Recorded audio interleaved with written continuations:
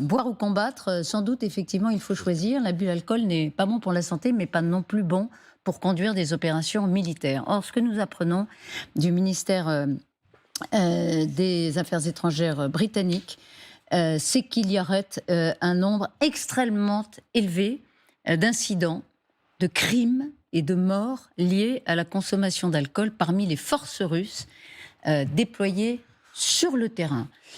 Bien sûr, on a déjà eu depuis le 24 février l'occasion de découvrir des images, effectivement, de soldats en état d'ébriété très avancé.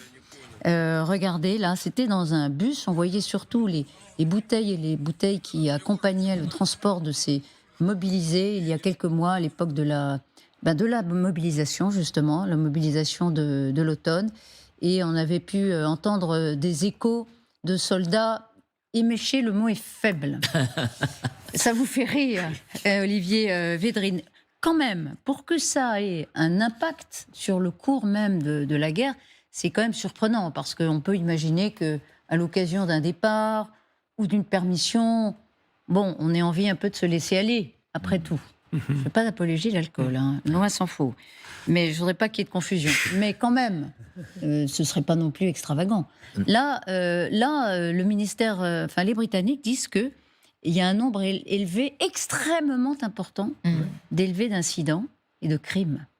J'oserais dire que ce n'est pas un scoop, parce que ceux qui ont un peu lu l'histoire militaire de la Russie savent que le problème majeur de l'armée russe a toujours été une consommation excessive d'alcool.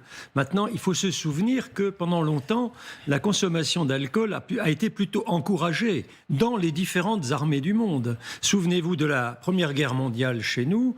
En 1914, on donne une ration de 25 centilitres par jour par soldat. En 1916, on monte à 50 centilitres. Et en 1918, on est à 1 litre. À quelle occasion? Tous les jours?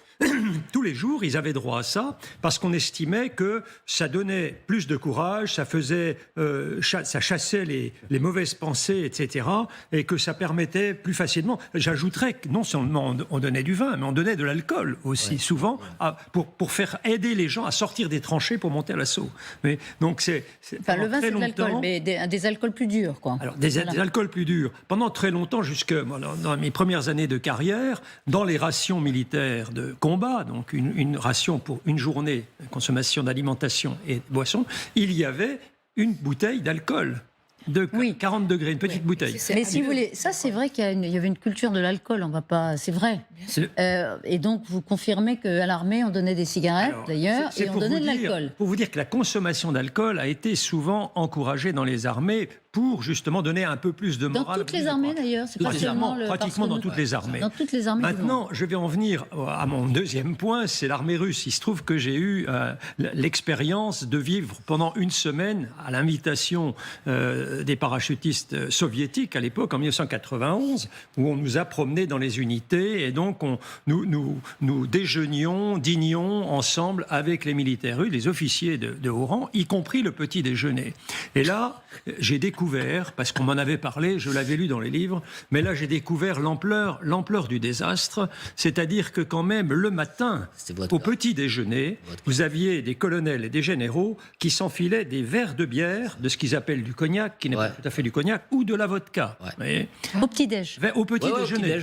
Et le soir, très souvent, au dîner, alors là, les gens ne survivaient pas au 7e ou au 8e toast à la vodka, parce que là, ils tombaient de leur chaise, carrément, il fallait les évacuer. Non, ce que vous nous dites, c'est pas une image, c'est pas une légende, vous l'avez vu. C'est du vécu. C'est du vécu, comme on dit. Et je pense qu'à l'époque... Et ça vous avait frappé à l'époque? Alors ça m'avait frappé parce que, justement, j'étais habitué à la dissimulation de la part des médias soviétiques de l'époque, etc. Et que là, on nous laissait voir carrément la réalité de la vie de ces soldats-là, qui étaient imprégnés d'alcool du matin jusqu'au soir. Les officiers, tout le monde. Les hauts officiers? Oui, les officiers de haut rang aussi. C'est pour ça que vous avez un taux de mortalité qui était faramineux chez ces gens-là. Ils dépassaient rarement 50-53 ans. Hein, parce que la consommation d'alcool était terrible. Parce que là, ce que nous disent aussi les Britanniques, c'est que les officiers russes ont identifié quand même, eux, cet abus Bien d'alcool généralisé comme étant particulièrement préjudiciable à l'efficacité au combat. Oui. C'est que pour que ça irrigue, si je puis dire, négativement Bien sûr. la faculté de combattre, c'est que c'est pas seulement le soir dans la chambrée pour dormir ou le matin pour se donner du courage. Évidemment, parce que, si vous voulez, il y a un franchissement entre consommer un petit peu d'alcool pour aller, comme je disais tout à l'heure, chasser les mauvaises pensées, et puis vous rendre incapable de comprendre ce qu'on vous dit, de vous servir de votre arme, ou mal de vous en servir, parce que je crois qu'il y a beaucoup de tueries fraternelles chez eux à cause de ça. Bien sûr. Donc c'est une véritable catastrophe. J'ai entendu d'un accident quand un soldat bourré, il a juste jeté une grenade dans la cuisine. Voilà. Oui. Et voilà, Par exemple, ça tout de suite. C'est pas la peine On perd conscience d'insister à ce sur moment-là. l'altération que Voilà, altération ça du provoque, comportement, oui. qui nuit de toute façon à la marche, à la Voilà. précision, à la discipline même. Enfin, c'est Ce que je voulais un dire, désastre. bon, les militaires qui sont sur le front, même d'ailleurs à l'arrière, c'est la même chose à mon avis, ce sont des Russes, d'accord? Les Russes, ce sont des grands alcooliques, honnêtement. Moi, je vais vous raconter une anecdote, excusez-moi, que j'ai vécue, qui m'a sidéré en tant que petit occidental. J'étais à Moscou dans les 92-93, et j'étais dans une famille, il y avait 3 hommes avec leurs femmes, et ils ont bu au début du repas, avant qu'on commence le repas, des verres de bière exactement remplis de whisky. D'accord? Premier verre, glou-glou, parce qu'il faut savoir que la tradition Le premier russe, verre doit être bu entièrement. entièrement, même les Entièrement. autres après, Entièrement. entièrement. Cul sec, comme on Une dit. tradition. Cul sec. Qu'il soit sec. comme ça ou comme le ça. premier verre. Donc N'importe, on n'arrête même du pas. champagne, pareil. Alors ils ont resservi une deuxième fois, même chose, cul sec. Avant le repas. Avant le repas, une avant, troisième oui. fois, Pas drôle. recul sec. Attendez. Et boum, ils sont tombés la tête dans l'assiette. Moi, je me retrouve avec 3 femmes. Je vous assure, mais c'est surréaliste. Mais ils sont tombés comme à éthylique. Voilà. Et donc, Ah oui, ça a dû vous traumatiser. Quand notre délégation... J'avais jamais vu ça dans ma vie, moi. Et C'est très fort, pardon, dans le civil, c'était des gens tout à fait C'était des intégrés. médecins. C'était tous des médecins. Ah bah non, Ils étaient tous mais les 3 médecins. En non, France. c'est C'est des toute la intégrés. société. C'est fameux. Oui, c'est vraiment ça. Mais d'ailleurs, Non. l'espérance de vie des hommes est à peu près à 65 Mais, ans à cause de ça. C'est l'alcoolisme, la grande cause de la mort, mortalité masculine. Ah mais c'est étonnant, cette scène-là, c'est vraiment les 3 hommes, le nez dans l'assiette. Oui, après, c'était à plus de 30 À ans. l'arrivée de notre délégation à Moscou, on a été accueillis 2 généraux et 4 colonels. La délégation française qui a fait cette visite là-bas, parachutiste. On a été accueillis par le général Gratchev, qui commandait les parachutistes soviétiques à ce moment-là, au ministère de la Défense. Première séance avec eux, 9 toasts à la vodka. Ouais, normal. Donc Des là, shots. j'ai découvert le problème qui allait être le mien pendant une semaine en Russie. Non, mais- si vous voulez. Donc je ne pouvais pas suivre. Hein. Non mais la chose qu'il faut faire, bon, et moi j'étais dans le milieu académique, c'était pareil, c'était les mêmes souleries, mais la chose qu'il faut faire, c'est la première réunion. Vous vous préparez, alors vous mangez du beurre, vous Oui, de l'huile buvez d'olive, etc. Avec ça. Et la première, vous les suivez. Et là, une fois que vous démontrez que vous tenez, les suivantes, vous pouvez boire moins. Mais il faut leur montrer. C'est un rite de passage, l'alcoolisme en Russie. Malheureusement, c'est un rite de Vous passage. savez que ça l'a été en France d'une certaine façon. Hein. Et donc, si on tient, Aussi, si on tient, ça va quoi. Jamais. Ah non, pas dans ces proportions. Ah oui, pas dans Enfin, la guerre des boutons, si vous Bien voulez. sûr, ou, bien sûr. Ou C'est ce que je disais effectivement, tout à l'heure. rappelez ce, je parle du Mais film, les petits déjeuners à la vodka, on c'est voit plus bien bon, à quoi. quel point l'alcool à ce moment-là, quand même, est totalement Moi, j'ai pas vu. Mais quelqu'un intégré qui ne boit pas en Russie, à la société difficilement française. intégré. à La loi société Evin russe. nous a fait du bien. de ce côté-là. Il y a 2 choses comme quoi c'était une compète pour montrer la force d'un homme C'est ça. qui doit Voilà, c'est boire ça. plus, comme Voilà. ça il est plus résistant, il est plus fort. Mais Mais ce n'est pas une tradition ukrainienne, quand même pour aussi. boire. Attendez, très on a bien évidemment on a une culture de la folklore de manger les plats traditionnels avec une certaine vodka qui était préparée de la maison. Non, ça non, m'engage non, du tout. je parle de la Mais parler consommation de soldats, quotidienne. de Oui. consommation Pareil. quotidienne. C'est Non, pas du pareil. tout. Oui. Non, Pareil, moi, moi, je- pareil. mon Un père chef à ne défendre boit son que pays, à la mais au c'est fait. pareil, grosso modo. C'est pareil. Mon père et ma mère ne boivent que ça au a fait. évolué, Mais je ça. parle de ma Ça a famille. évolué hein. plus. En oui. Ukraine. Bah, la nouvelle génération, non, c'est l'ancienne génération. La nouvelle génération, les moins Ma de 40 question, ans. c'est est-ce qu'il est possible qu'il y ait quand même ce problème dans des proportions un peu moindres, mais ce problème avec l'armée ukrainienne aussi. Ça, il faut demander à Macha, mais... Non, mais Macha, Ah bah, je ne suis pas à la ligne de front aujourd'hui pour vous dire, mais je dois vous dire que quand j'étais à la ligne de front, moi, c'était en 2017, et 18 et 19, vous savez qu'à la guerre, il y a beaucoup d'attentes. Oui, Qu'est-ce qu'on fait? On boit. on boit. Quoi? De l'eau? Non, tu ne trouves pas. Tu trouves du café ou de la bière. Mais ça, c'était en 2017, 18, et c'était pas du tout la même intensité. Aujourd'hui, tout est complètement à l'échelle à monter, c'est différent. Je ne peux pas dire que peut-être, je pense que sur les opérations, pendant les opérations, c'est différent. Mais quand tu reviens à la maison, ça dépend de chaque Mais personne. attention, la bouteille de vodka est moins chère qu'une bouteille de vin. Hein. Oui, c'est vrai. Oui, Et même mais il y avait dîner, cette attends. fameuse vodka fabriquée par Poutine. Voilà. Pour Ah, aller, la Poutine. pour donner un peu d'espoir à Macha, si je puis dire.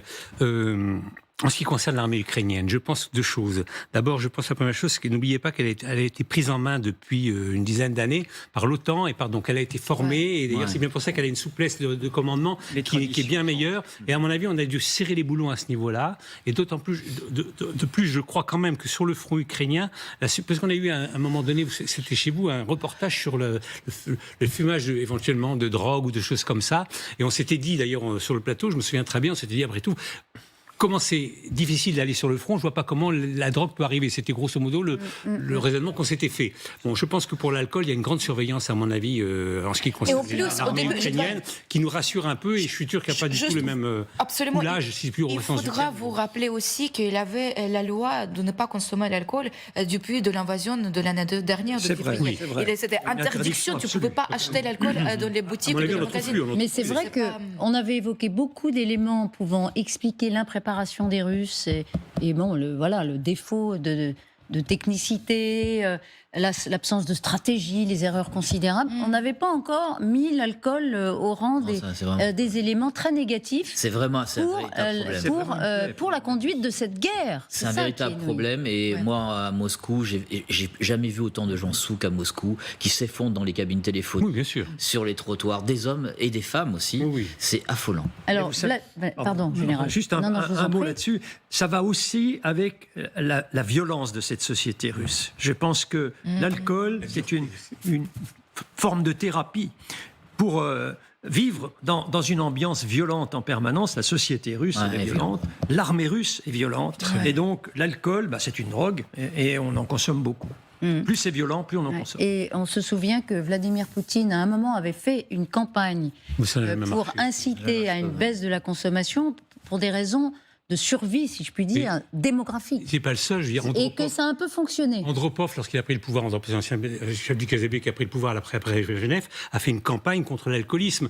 Bon, donc c'est récurrent, si je peux, mais ça marche jamais, c'est tellement inscrit dans les gènes. Et je vais abonder dans le sens du général Perruche, c'est que à propos de la dureté de la société russe, c'est quelque chose qui peut aussi se comprendre sur la dureté, bien sûr, de la société elle-même, du pouvoir, etc., mais aussi sur la dureté géographique, je veux dire, du pays, du climat. C'est une terre assez ingrate, si je puis dire. Et pour des hommes, c'est un moyen pour eux de supporter leur environnement, quelque part. Voilà. Ça les excuse pas, mais ça les permet de comprendre.